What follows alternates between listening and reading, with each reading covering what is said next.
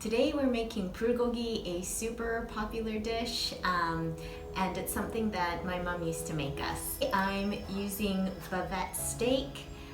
This is a cheaper cut of meat, but it works really well for bulgogi. You can also use featherblade, or you can use sirloin or any other type of steak that you have.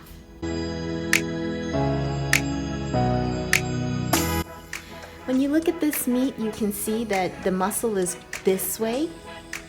So we're gonna cut against that horizontally. I'm gonna chop this so it's very thin, about 1/4 centimeter.